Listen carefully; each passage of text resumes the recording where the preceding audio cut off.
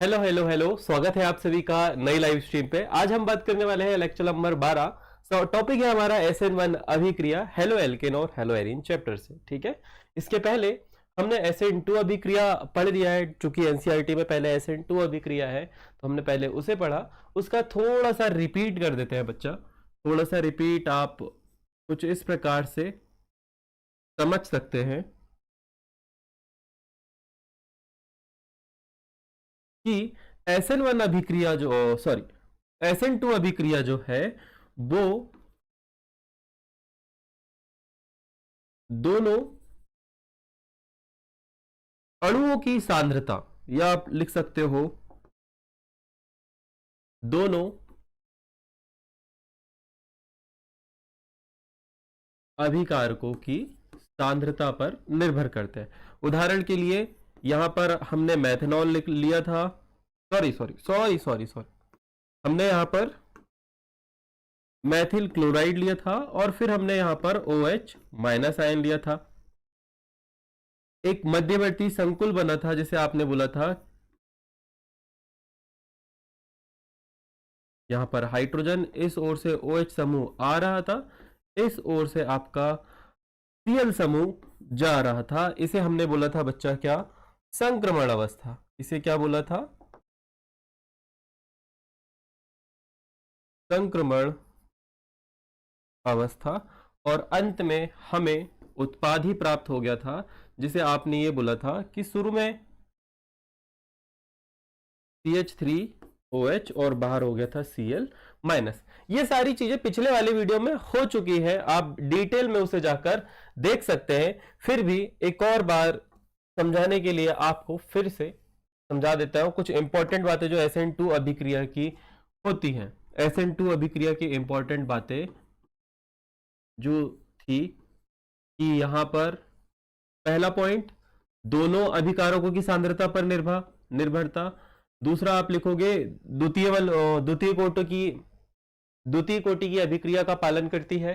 तीसरा आप लिखते कि यहां पर कोई मध्यवर्ती उत्पाद नहीं बनता, मध्यवर्ती उत्पाद नहीं बनता। चौथा आपने देखा था कि यहां पर विन्यास का प्रतिपन्न होता है। क्या होता है बच्चा, विन्यास का प्रतिपन्न होता है। और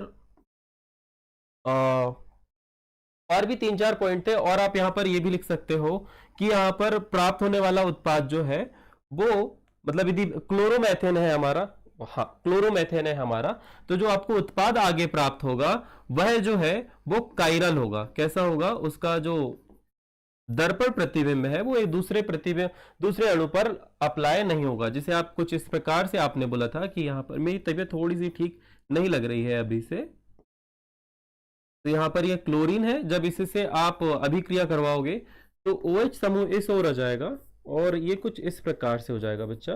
तो ये जो अणु है ये एक दूसरे के प्रतिबिंब स्वरूप है और ये कायरल कहलाते हैं। तो ये वाली बात हमने कवर कर ली थी। 1-2 पॉइंट और रहे होंगे।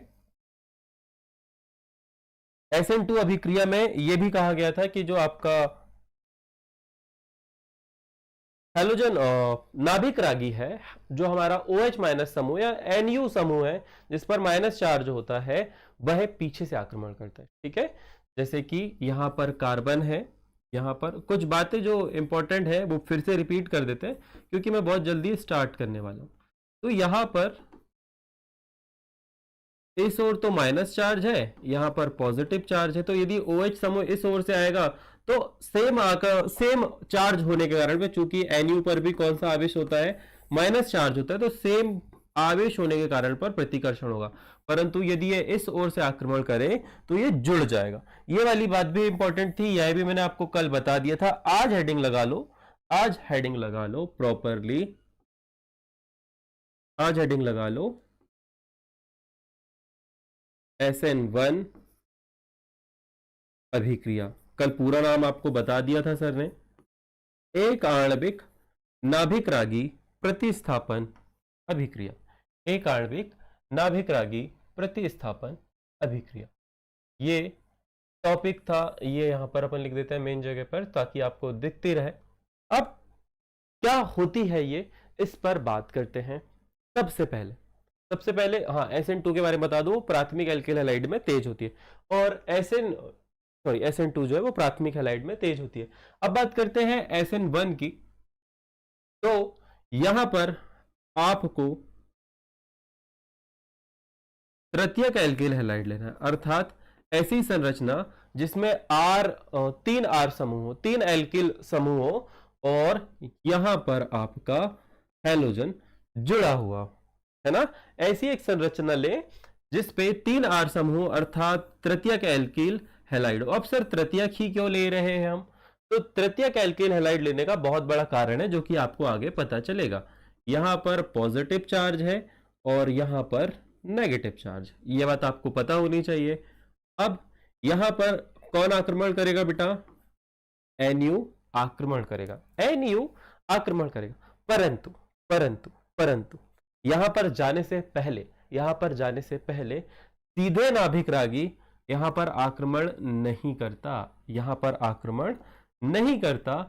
सबसे पहले पता है यहां पर कार्बन और हैलोजन के बीच में जो आबंध है, कार्बन और हैलोजन के बीच में जो आबंध है ये टूटता है, ये आबंध जो है वो टूटता है। अच्छा मेरे को एक बात जरा बताओ, क्या ये लैग हो रही है स्ट्रीमिंग? पिक्सल लैग हो रहे हैं क्या?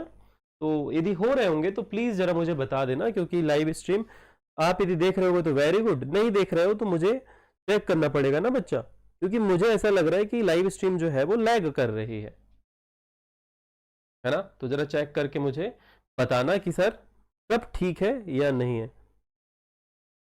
चलो मैं ही देख लेता हूं, मैं स्वयं ही देख।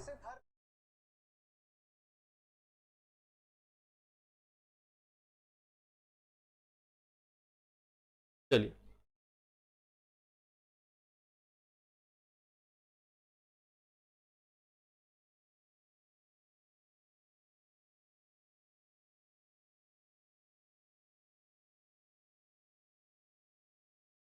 नहीं, सब कुछ ठीक है, सब कुछ सही है, कोई दिक्कत नहीं है, मुझे ऐसा फील हुआ।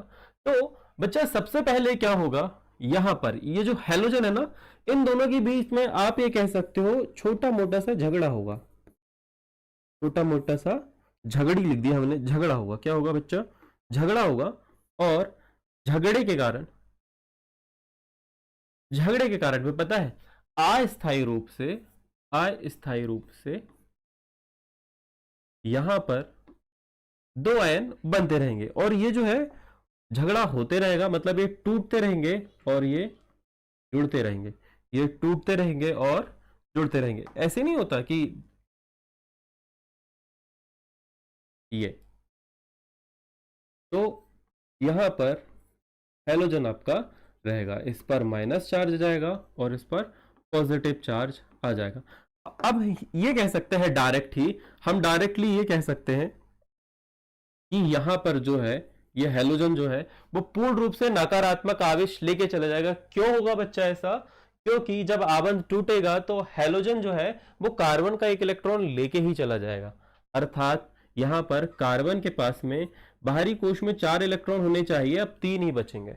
ठीक है, तो इस कारण पर इस पर पॉजिटिव चार्ज आएगा और हैलोजन जो है वो उसका एक इलेक्ट्रॉन ले ही लेगा। हर बार आबंध टूटेंगे जुड़ेंगे, टूटेंगे जुड़ेंगे, टूटेंगे जुड़ेंगे, यह अभिक्रिया उत्क्रमणीय है ना, ये होते रहेगी। उत्क्रमणीय अभिक्रियाएं जो होती हैं वो होते ही रहती है। अब ये भी जरूरी है कि भाई साहब कौन से ऐसे हैलोजन हैं जो आबंध तोड़ते और जोड़ते रहते हैं, कौन सा ऐसा एंटिटी है हैलोजन में जो यदि एक बार जुड़ गया तो बाद में टूट भी सकता है। तो यहां पर आप सभी को पता है इस पे जिस हैलोजन का परमाणु आकार सबसे ज्यादा होगा वह सबसे ज्यादा ऐसी हरकतें करेगा।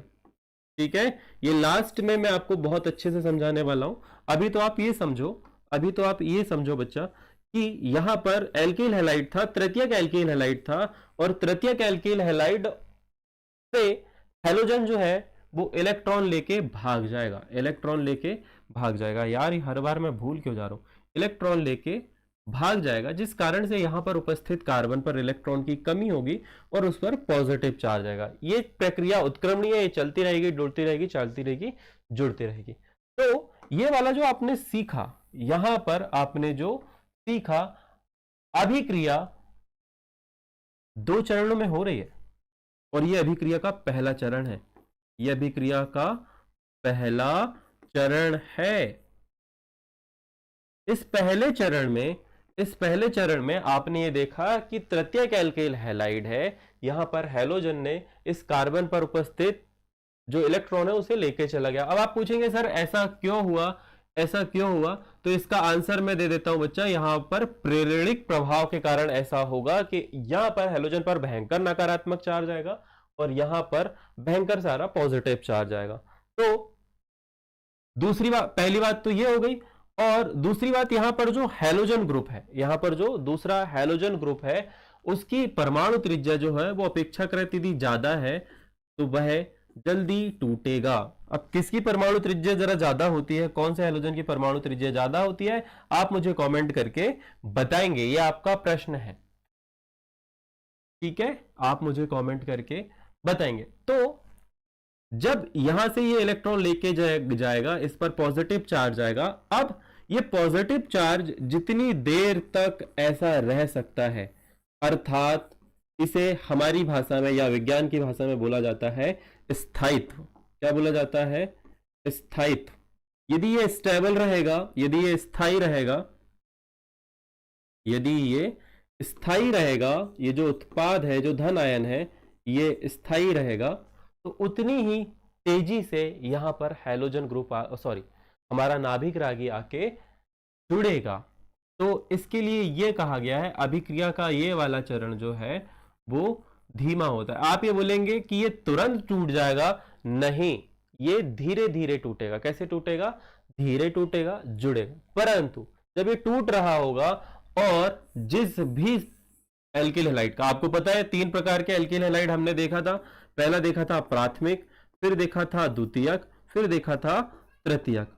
तो यहां पर जो धन आयन का स्थायित्व है, इसका एक नाम लिखा है हमारी बुक में, वो लिखा है कार्ब धन आयन। हमने 11वीं में पढ़ा था। यहां पर इसका एक और नाम है कार्बोकेटायन।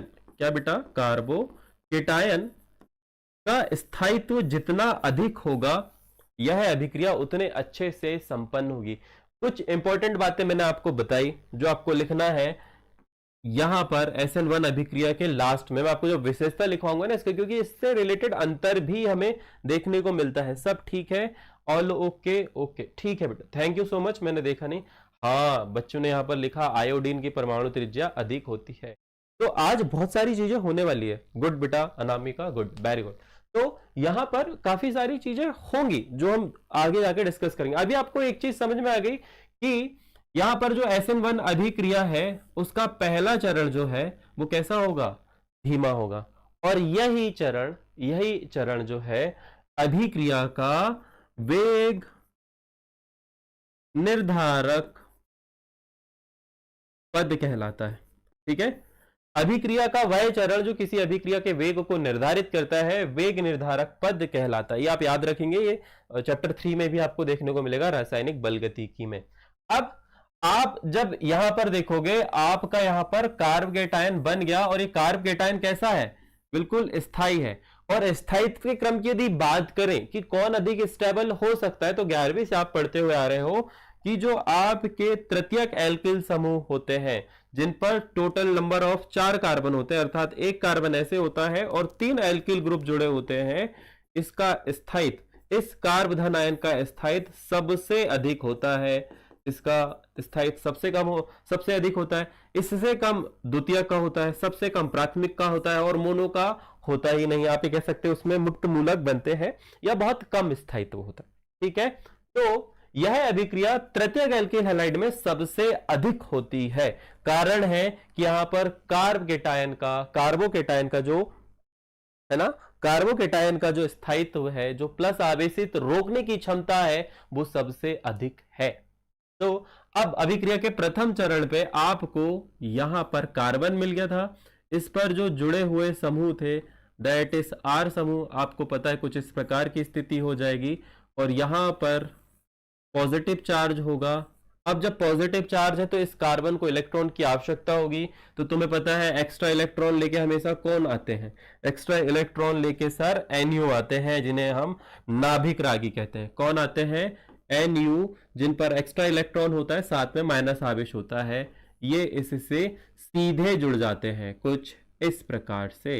यहां पर आपका आर समूह है, यहां पर आपका आर समूह है, यहां पर आपका ओ एच, या एनयू को मैं यहां पर ओ एच मान रहा हूं कुछ देर के लिए। एनयू जो है वो क्या है? O H. तो यहां पर आप इसे बोलेंगे तृतीयक एल्कोहल। क्या नाम है इसका? तृतीयक एल्कोहल। अब आपने एक चीज देखी थी बच्चा कल, कि जब SN2 अभिक्रिया हो रही थी, जब SN2 अभिक्रिया हो रही थी, तो यहां पर आपका क्लोरीन था, यहां पर आपका OH जुड़ रहा था। जब ये जुड़ा तो कुछ ऐसी स्थिति हो गई, ऐसी स्थिति हो गई थी, हो गई थी ना। और यहां पर शुरू से देखो, यहां पर शुरू से देखो, आपका हेलोजन भी इसी ओर है और आपका OH भी इसी ओर है। अर्थात जब मैं इनका प्रतिबिंब स्वरूप देखूंगा तो ये एक दूसरे के ऊपर अध्यारोपित हो जाएंगे। क्या हो जाएंगे? अध्यारोपित। तो यहां पर SN1 अभिक्रिया में, SN1 अभिक्रिया में यदि तृतीयक एल्किल हैलाइड, ध्यान से सुनना, यदि तृतीयक एल्किल हैलाइड है तो जो हमारा अणु बनेगा वो अकाइरल बनेगा। कैसा बनेगा? अकाइरल। और SN1 अभिक्रिया में यदि प्राथमिक या मोनो एल्किल हैलाइड है तो हमारा जो अणु प्राप्त होगा वो कैसा प्राप्त होगा? काइरल प्राप्त होगा। क्या प्राप्त होगा? काइरल। क्योंकि इसमें एक और बहुत ही इंपॉर्टेंट चीज है जो इसके बाद आएगी गा नंबर पे। यहां पर आपको, अभी हमने का नंबर, हम खा नंबर पढ़ा, गा नंबर पे आएगा नाभिक राबी प्रतिस्थापन अभिक्रियाओं के लिए त्रिबिंब पहलू। और ये त्रिबिंब पहलू जो आपकी बुक में एनसीईआरटी पे मेंशन है, ये बहुत इंपॉर्टेंट है। यहां पर हमें धारण पढ़ना है, यहां हमें ध्रुवणता पढ़ना है, यहां हमें कायरलता पढ़ना है, यहां पर हमें असम्मित कार्बन पढ़ना है, यहां पर हमें रेशमीकरण पढ़ना है। बहुत सारी चीजें इस छोटे से टॉपिक में आती हैं जिनसे 1-2 नंबर के प्रश्न बोर्ड एग्जाम में देखने को मिलेंगे। तो यहां पर ये जो अभिक्रिया का चरण है ना, जब ये कार्ब धनायन में बहुत ज्यादा स्थायी हो जाएगा और जब इससे अब नाभिक रागी आके जुड़ेगा तो बिल्कुल फटाक से जुड़ेगा। क्यों? क्योंकि यहां पर पॉजिटिव चार्ज है, यहां पर नेगेटिव चार्ज है, एक दूसरे को बहुत तेजी से आकर्षित करेंगे। तो अभिक्रिया का जो दूसरा चरण है, अभिक्रिया का ये जो दूसरा चरण है ना, ये बहुत तीव्र होगा। ये कैसा होगा? बहुत तीव्र होगा। तो यहां पर SN1 अभिक्रिया की, यदि मैं गलती से 2 बोल दूं तो आप SN1 समझना, क्योंकि हमारा टॉपिक जो है वो SN1 चल रहा है। कभी कभी ऐसा हो जाता है मेरे साथ, ठीक है। तो SN1 अभिक्रिया के बारे में कुछ खास बातें पॉइंट टू पॉइंट अब हम लिखते हैं, क्योंकि हमने काफी सारी चीजें समझ ली, ठीक है। तो पहला पॉइंट है कि यह है अभिक्रिया, यह अभिक्रिया 2 चरणों में पूर्ण होती है ना। ये अभिक्रिया जो है वो 2 चरणों में पूर्ण होती है। पहली बात है ये जो है आपकी फर्स्ट थिंग कि SN1 अभिक्रिया के बारे में एक बात इंपॉर्टेंट है कि यह जो है 2 चरणों में पूर्ण होती है, जबकि SN2 अभिक्रिया जो थी आपकी वो 1 चरण में कंप्लीट होती है ना। ये बात आपको पता हो गई। इसका कलर अपन व्हाइट कर देते हैं, ये लो व्हाइट हो गया। दूसरी बात, दूसरी इंपॉर्टेंट बात बच्चा इसकी ये है कि इस अभिक्रिया का प्रथम चरण, इस अभिक्रिया, अब एक एक बात जो उस अभिक्रिया में आपने सुनी है, समझी है, वो आप मेरे साथ साथ रिपीट करेंगे। इस अभिक्रिया का प्रथम चरण धीमा होता है। अभिक्रिया का प्रथम चरण धीमा होता है। ठीक बात, ये लिख लिया आपने। और इसके आगे भी आपको लिखना है। चलो पहले इसे एक पूरे पॉइंट टू पॉइंट, एक एक कट टू कट अपन बात करेंगे आज, है ना। बिल्कुल कट टू कट बात करते हैं। इसका भी कलर कर देते हैं व्हाइट। इस अभिक्रिया का प्रथम चरण जो है वो धीमा होता है। तीसरी बात जो है, अभिक्रिया का प्रथम चरण वेग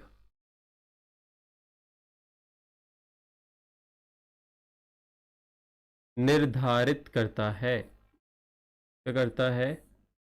निर्धारित करता है। एक बात ध्यान रखेंगे, चैप्टर 3 में आप पढ़ोगे कि अभिक्रिया का वह चरण जो अभिक्रिया के वेग को निर्धारित करता है, वेग निर्धारक पद कहलाता है। यह हो गई तीसरी बात। यहां पर आप लिखेंगे कि SN1 अभिक्रिया, SN1 अभिक्रिया प्रथम कोटि की अभिक्रिया का अनुसरण करती है। प्रथम कोटि की अभिक्रिया।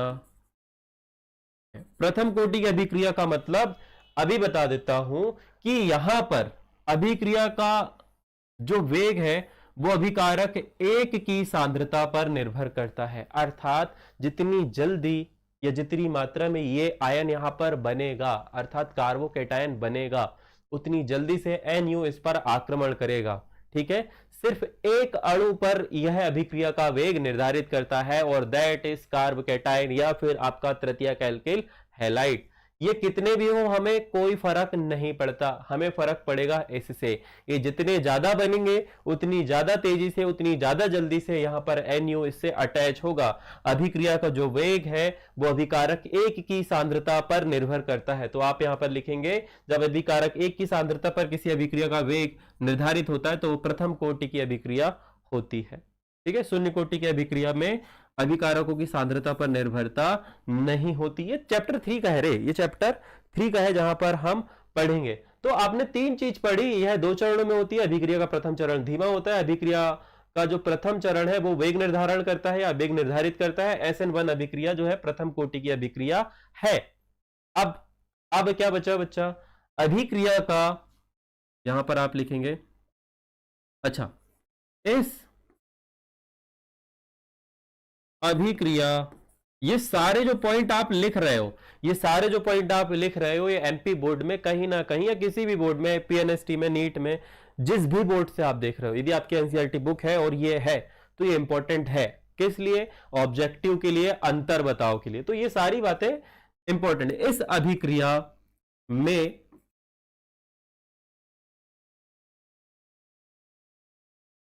मध्यवर्ती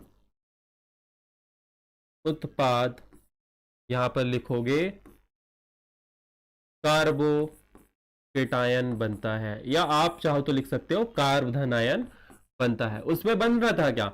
नहीं, उस पर संक्रमण अवस्था थी। उस पर क्या था बच्चा? संक्रमण अवस्था थी। अब बात करते हैं, अच्छा ये लास्ट में लिखेंगे, ये वाला पॉइंट जो है, छठवां वाला पॉइंट, ये लास्ट में लिखेंगे, आप पहले भी लिख सकते हो। इस अभिक्रिया का दूसरा चरण तीव्र होता है। इस अभिक्रिया का दूसरा चरण तीव्र होता है। इस अभिक्रिया का द्वितीय चरण तीव्र होता है। ठीक है, एंड सातवां एंड बहुत इंपॉर्टेंट पॉइंट यह है अभिक्रिया, ये सबसे इंपॉर्टेंट पॉइंट है बच्चा। यह अभिक्रिया जो है, यह अभिक्रिया तृतीयक एल्किल हैलाइड, कमेंट करके मुझे बताओगे तृतीयक एल्किल हैलाइड में कार्बन परमाणु की संख्या कितनी होती है? तृतीयक एल्किल हैलाइड में सबसे अधिक होती है। ठीक है, और तृतीयक एलाइड होने की दशा में, तृतीयक एल्किल हैलाइड होने की दशा में जो उत्पाद प्राप्त होगा वह अकायरल प्राप्त होगा। यह भी आप लिख सकते हो। तो इतने सारे पॉइंट्स इस अभिक्रिया से निकल के आते हैं जो बहुत ज्यादा इंपॉर्टेंट है आपके लिए परीक्षा के दृष्टिकोण से। ये सारे पॉइंट जो आपने लिखे हैं ये बहुत बहुत बहुत इंपॉर्टेंट है, जिससे कभी ना कभी आपको कोई ना कोई ऑब्जेक्टिव देखने को मिलेगा। और यदि कोई चीज छूट गई होगी बच्चा, कभी कभी क्या होता है, कुछ चीजें एक साथ याद नहीं आती है, तो इसका नेक्स्ट वीडियो जो भी आएगा उसमें अपन उसे कवर कर लेंगे। कुछ चीजें ऐसी रह गई है क्या? नहीं। हाँ, आप ये लिख सकते हो कि यह अभिक्रिया प्रोटिक या ध्रुवीय विलायकों के द्वारा संपन्न हो सकती है। ध्रुवीय और प्रोटीय विलायक जैसे जल हो गया, अल्कोहल हो गया, एसिटिक अम्ल हो गया, ये सारे प्रोटिक विलायक है, अर्थात जिसमें धन आयन जल्दी बन जाते हैं। धन आयन और ऋण आयन जो है वो जल्दी ही सेपरेट हो जाते हैं। अब एक चित्र जो है आपको ये बताएगा कि कौन सी अभिक्रिया किस में तीव्र होती है। ये आपकी बुक में भी बना है, तो मैं यहां पर प्रॉपर लिखूंगा। ये है तृतीयक एल्किल हैलाइड, तृतीयक, चलो पूरा ही लिख देते हैं बच्चा। ये है तृतीयक एल्किल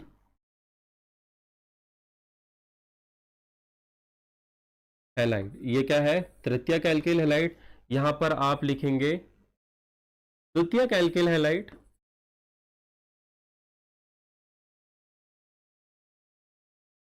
द्वितीयक एल्किल हैलाइड, और यहां पर आप लिखेंगे प्राथमिक अर्थात 1 लिखेंगे, यहां ऐसा नोट लगाएंगे और लिखेंगे एल्किल हैलाइड। अब बात करते हैं अभिक्रिया का वेग किसमें तेज होगा, किसमें सबसे अधिक होगा। तो यहां पर आपका प्रॉपरली एक चित्र बना है। SN2 अभिक्रिया के लिए, SN2 अभिक्रिया के लिए क्रियाशीलता का क्रम जो है वो तीव्र दिया हुआ है। तो सबसे पहले SN2 अभिक्रिया की बात करेंगे, तो आप ये कहेंगे बच्चा कि जो आपका एरो है, क्या हमारे पास में शेप है? क्या हम शेप ले सकते हैं यहां पर? हाँ, चलो ये वाला एरो ले लेते हैं। तो आप यदि ध्यान से देखोगे, ओहो गलती हो गई, इसे यहां से स्टार्ट नहीं करना था।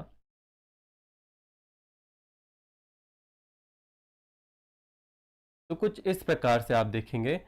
तो यदि आप देखेंगे आपकी जो अभिक्रिया है, चलो इसे सिलेक्ट करके यहां पर ये हटा दूं, क्या मैं मार्क हटा दूं, मार्क हटाओ इसे, और यहां पर लिखो ये जो अभिक्रिया है ये SN2 अभिक्रिया के लिए, किसके लिए है? SN2 अभिक्रिया के लिए। SN2 अभिक्रिया क्या बोलती है कि SN2 अभिक्रिया इस पे तीव्र होगी, इस पे कम होगी और इस पे सबसे कम होगी, या कहूं इस पे सबसे धीमे होगी। इस पर आप क्या बोलोगे? यहां पर धीमा है ये थोड़ा तेज होगा और सबसे तेज ये होगा। जब हम SN1 की बात करेंगे, जब हम SN1 की बात करेंगे, अर्थात जो अभिक्रिया 2 चरणों में पूर्ण होती है बच्चा, वो उसका क्रम कुछ इस प्रकार है। तो यहां पर आप इसके लिए लिखेंगे, यहां पर आप इसके लिखेंगे कि यहां पर ये जो अभिक्रिया है ये SN1 के लिए है। अब SN1 सबसे तीव्र किस में होती है? तो SN1 जो है वो तृतीयक एल्किल हैलाइड में होती है। क्यों? क्योंकि यहां पर कार्ब कैटायन का जो स्थायित्व है वो सबसे अधिक होता है। प्लस आयन को स्टेबल रखने की क्षमता, रोकने की क्षमता वो तृतीयक एल्किल हैलाइड में ज्यादा होती है, तृतीयक एल्किल समूह में ज्यादा होती है, द्वितीयक में कम होती है और प्राथमिक में सबसे कम होती है। तो ये वाला चित्र आपकी बुक में भी बना हुआ है, ये वाला चित्र आपकी बुक में भी बना हुआ है ना। यदि हमें चित्र बनाना हो, यदि आप लोगों को बताना हो सर हमें समझ में नहीं आया, घटता और बढ़ता क्रम समझा दो, तो सबसे पहले SN1 के लिए यदि बात करें तो ये तृतीयक में सबसे तीव्र होगी, द्वितीयक में धीमे होगी और प्राथमिक में सबसे धीमे होगी। और SN2 की यदि बात करेंगे जो दोनों अभिकारकों की सांद्रता पर निर्भर करती है, तो SN1 पर तीव्र होगी, SN2 पर उससे धीमे होगी और तृतीयक पर सबसे धीमे होगी। ये एक छोटा सा सब टाइटल मतलब सब बॉक्स है जिसकी मदद से आप समझ सकते हो। अब बात करते हैं कि सर ये बताओ कि हैलोजन परमाणु के आधार पर, किसके आधार पर? हैलोजन परमाणु के आधार पर, हैलोजन परमाणु के आधार पर इसमें यह अभिक्रिया तेज होगी। अब X जुड़ा होगा ना, हैलाइड का मतलब क्या होता है? X। अब X जो है हालांकि अनामिका ने आंसर पहले ही दे दिया है, अनामिका ने आंसर ये भी दे दिया है। अब इसका रीजन भी अपन समझ लेते हैं कि आप लोगों को एक बात बताई गई थी जब आपने C-X प्रकृति वाला वीडियो देखा था कि वहां पर कार्बन और फ्लोरीन यदि है तो आबंध छोटा होगा। क्यों? क्योंकि फ्लोरीन का परमाणु आकार जो है वो छोटा होता है, और परमाणु आकार छोटा होने का मतलब परमाणु त्रिज्या कैसी है? कम है, और कम आबंध को तोड़ने के लिए जो ऊर्जा है वो सबसे अधिक लगती है। तो ये फ्लोरीन जो है वो कार्बन के साथ आबंध तोड़ेगा ही नहीं, आसानी से नहीं तोड़ेगा, अर्थात ऊर्जा ज्यादा लगेगी, और जब ऊर्जा ज्यादा लगती है तो अभिक्रिया का जो क्रियाशीलता क्रम है वो अपने आप कम हो जाता है। सिमिलरली जब हम बात करें कार्बन और क्लोरीन की, तो यहां पर आबंध की लंबाई थोड़ी सी बढ़ जाती है। जब बात करें कार्बन और ब्रोमीन की, तो आबंध की लंबाई थोड़ी और बढ़ेगी, और जब बात करें कार्बन और आयोडीन की, तो आबंध की लंबाई और अधिक हो जाएगी। तो जितनी लंबी रस्सी होती है उसे यदि आप खींचोगे तो वो आसानी से टूट जाती है। तो आपको यह पता होगा कि यहां पर आबंध की लंबाई जो है वो सबसे ज्यादा है, और ज्यादा आबंध की लंबाई होने के साथ साथ एक और फैक्टर आपको पता होना चाहिए कि ऊपर से जब हम नीचे जाते हैं तो विद्युत ऋणात्मकता क्या होती है, कम होती है। विद्युत ऋणात्मकता कम होती है, अर्थात जो आबंध जो किसी के साथ जोड़ने की शक्ति होती है वह कमजोर हो जाती है। तो आयोडीन में यह शक्ति कैसी है, कम है, यहां पर कैसी है, ज्यादा। आबंध की लंबाई कम, विद्युत ऋणात्मकता ज्यादा, यहां पर आबंध की लंबाई ज्यादा, विद्युत ऋणात्मकता कम। तो यहां पर आबंध जो है वो जल्दी टूटेगा, कम ऊर्जा की आवश्यकता होगी, कम ऊर्जा की आवश्यकता होगी, है ना। और कम ऊर्जा की यदि आवश्यकता, ठीक है, खत्म ही करने वाला हूं, कम ऊर्जा की आवश्यकता होगी, जिस कारण से यह अभिक्रिया जो है हैलोजन परमाणु के आधार पर एल्किल आयोडाइडों में ज्यादा होगी, इससे धीमे Br पे होगी, इससे धीमे क्लोरीन पर होगी, और सबसे धीमे फ्लोरीन पर होगी। यही बात एनसीईआरटी पर लिखी गई है। सबसे इंपॉर्टेंट बात जो आपके लिए है, जो पूछा जाता है, जो इंपॉर्टेंट है, एक ये इंपॉर्टेंट है, एंड सेकंड थिंग जो इंपॉर्टेंट है वो ये इंपॉर्टेंट है। और यदि इंपॉर्टेंट की यदि बात करें इस चीज से, तो यहां पर जो 7 पॉइंट लिखे हैं, ये 7 पॉइंट्स भी बहुत ज्यादा इंपॉर्टेंट है। स्क्रीनशॉट ले लो, फोटो खींच लो। अभी एक्चुअली फिगर आउट नहीं हुआ है कि तुम लोगों को कैसे ये पीडीएफ प्रोवाइड कराई जाए, क्योंकि ये सिर्फ इस पर ही ओपन हो रही है बच्चा, ठीक है। जिस दिन ये इसका पीडीएफ निकालने का तरीका तुम्हें मिल जाए तो प्रीमियम बैच वाले बच्चों को पीडीएफ भी दे दी जाएगी, तो तुम वहां पर से भी पढ़ सकते हो, ठीक है। डन है, समझ में आया बच्चा? यदि आ गया होगा तो फटाफट से लाइक कर दो, थम्स अप कमेंट सेक्शन में लिख के बता दो कि यस सर, हमें SN1 और SN2 पूरी समझ में आ गई। दोनों वीडियो एक साथ देखना, ठीक है। और अब रेगुलर हो जाओ, अब रेगुलर होना बहुत ज्यादा जरूरी है। दोस्तों को भी बताओ कि जो लोग हम तक नहीं पहुंच सकते, जो लोग हम तक नहीं पहुंच पा रहे हैं, वो ऑनलाइन भी वीडियोस देख सकते हैं, फ्री भी देख सकते हैं और पेड भी देख सकते हैं। पेड बैच का फायदा यह है कि आप डायरेक्ट हमसे डाउट पूछ सकते हो, लाइव क्लास का शेड्यूल आपको सबसे पहले बता दिया जाएगा, आप जूम कॉल पर बात कर सकते हो, आप इंग्लिश ग्रामर का भी लाभ जो है वो उठा सकते हो। जब भी ये स्टार्ट होगी ऑनलाइन तो आप लोग इंग्लिश ग्रामर के वीडियोस भी देखोगे, ठीक है। डन। साथ ही 1 मिनट बूस्टर भी आपको देखने को मिलेंगे, तो मैं आपको वीडियोस की लिंक देते रहूंगा जल्दी जल्दी 1 मिनट बूस्टर की, कि कैसे आप चैप्टर वाइज 1 मिनट बूस्टर देख सकते हो बच्चा। 1 मिनट बूस्टर का मतलब होता है 1 मिनट में पूरी स्टडी, और हमने लास्ट ईयर इस पर खूब मेहनत करी। यदि आप हमारा इंस्टाग्राम चैनल देखोगे तो वहां पर 1 मिनट बूस्टर की इंपॉर्टेंट क्वेश्चन की, ऑब्जेक्टिव की, सबकी भरमार पड़ी हुई है, तो वहां पर भी जाके आप देख सकते हो। तो यदि आप लाइव है, जो जो भी लोग लाइव है और जो जो लोग बाद में इस वीडियो को देख रहे होंगे, यदि समझ में आ गया होगा बच्चा तो ये बता दीजिएगा। अब एक और चीज जो है, अच्छा ये वाला जो क्रम है, ये वाला जो क्रम है, ये वाला जो क्रम है आपका कौन सा वाला, ये वाला, ये SN1 अभिक्रिया पर भी लागू होता है, ये SN1 अभिक्रिया पर भी लागू होता है, और SN2 अभिक्रिया पर भी लागू होता है। ऐसा नहीं कि सिर्फ SN2 पर लागू रहा, SN1 पर नहीं। हमें यह देखना है कि कौन जल्दी आबंध तोड़ सकता है। जो जल्दी आबंध तोड़ेगा वो जल्दी आबंध जोड़ेगा भी, बस यही चीज जो है आयोडीन को अभिक्रियाओं में तेज करती है। अब क्या रह गया है यहां पर, एक बात ये कही गई है कि आपने यदि लेक्चर दूसरा लगाया होगा तो आपको पता होगा वेंजिलिक हैलाइड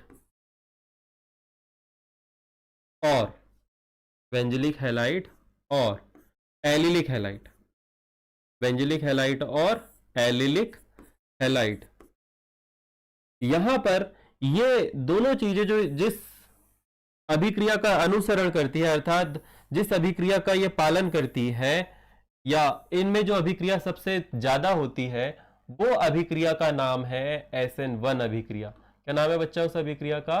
SN1 अभिक्रिया। ये देखो तिरछा जरूर हो जाता है, अभी देखो, अभी ठीक है कि नहीं? नहीं है, चलो बढ़िया है, अब ठीक है। अब ठीक है, यदि व्यंजलिक और एलिलिक हैलाइड है तो आपसे ये प्रश्न आएगा कि इसमें कौन सी अभिक्रिया तेज होगी, इसमें कौन सी अभिक्रिया तेज होगी। तो आप यहां पर लिखोगे कि इन दोनों में जो अभिक्रिया तेज होगी उस अभिक्रिया का नाम है SN1। क्यों होगी, उसका आंसर है बेटा अनुनाद। क्या होगी, अनुनाद। तो ये रहा व्यंजलिक हैलाइड की संरचना, ये रही आपकी व्यंजलिक हैलाइड की संरचना। यहां पर CH2 होगा, यहां पर हैलोजन होगा। अब क्या होगा, हैलोजन यहां से टूट के जाएगा, ये इलेक्ट्रॉन लेके जाएगा, ये क्या करेगा बच्चा, ये यहां पर से अपना X माइनस जो है वो लेके चला जाएगा। इस कारण से यहां पर इलेक्ट्रॉन जब भी लेके जाता है, इलेक्ट्रॉन की जब कमी होती है तो जिस कार्बन पर कमी होती है उस पर पॉजिटिव चार्ज आएगा। अब जब पॉजिटिव चार्ज आएगा वो तो इससे आके नाभिक रागी जुड़ेगा। अब नाभिक रागी जुड़ेगा तो आप ये कह सकते हो भाई साहब ये पहले अनुनाद होगा। क्या होगा, अनुनाद। और ये ऐसे होल्ड करके रख सकता है। क्यों कर सकता है, क्योंकि यहां पर जो व्यंजन रिंग है ना, इसमें इलेक्ट्रॉन घूमते रहते हैं, तो इलेक्ट्रॉन यहां पर आएंगे, यहां पर इलेक्ट्रॉन आके रुक जाएंगे और उसकी आपूर्ति होते रहेगी। रुक जाएंगे मतलब ये कह सकते हैं हम कि यहां से आबंध टूटेगा, ये इलेक्ट्रॉन कुछ देर के लिए ऐसा फील करेगा कि इसके पास इलेक्ट्रॉन है, परंतु जब कोई नाभिक रागी आएगा तो वो सीधे इससे आकर जुड़ जाएगा। सिमिलरली नाभिक रागी मतलब NU, फिर से हमने हैलोजन बना दिया। तो यहां पर यह है व्यंजलिक हैलाइड। तो व्यंजलिक हैलाइड में आप ये कहेंगे कि SN1 अभिक्रिया ज्यादा होती है। अब बात करते हैं एलिलिक हैलाइड। तो एलिलिक हैलाइड की परिभाषा आप लोग जरा मुझे बताएंगे। आप लोग शुरू से यदि लेक्चर देख रहे होंगे तो आपको पता होगा कि जिस कार्बन से हैलोजन परमाणु जुड़ा है उस पर तो sp3 संकरण है, परंतु उस कार्बन के अगले कार्बन पर जो है वह sp2 संकरण है। यहां पर H कर दीजिए।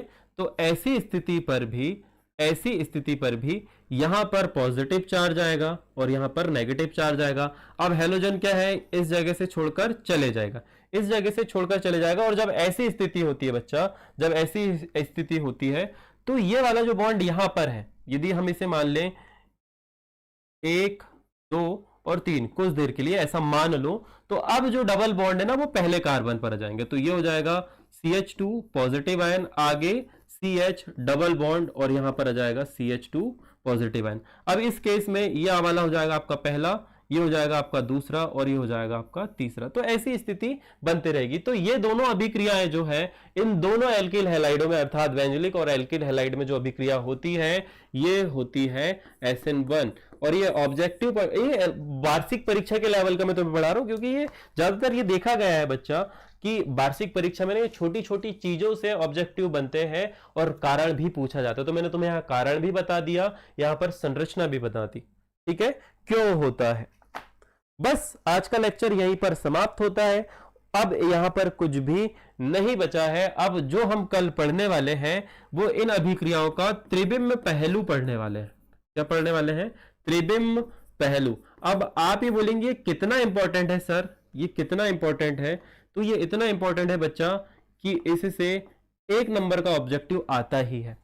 पक्की बात, लिख के ले लो कहीं से कि इससे आपसे पूछ लेगा कि ध्रुवण क्या है, कायरलता क्या है, विन्यास क्या है, त्रिबिम्ब केंद्र क्या है, असममित कार्बन क्या है ना, प्रोपेन वन ऑल क्या है, प्रोपेन मतलब जो है कायरल अणु किस में प्राप्त होते हैं, किस में नहीं होते हैं, कौन सी अभिक्रिया में कायरल अणु प्राप्त होने की संभावना ज्यादा होती है। तो ये सारे प्रश्न जो है इससे निकलकर बनते हैं। अब आपकी जो नेक्स्ट क्लास होगी दैट इज बायोलॉजी।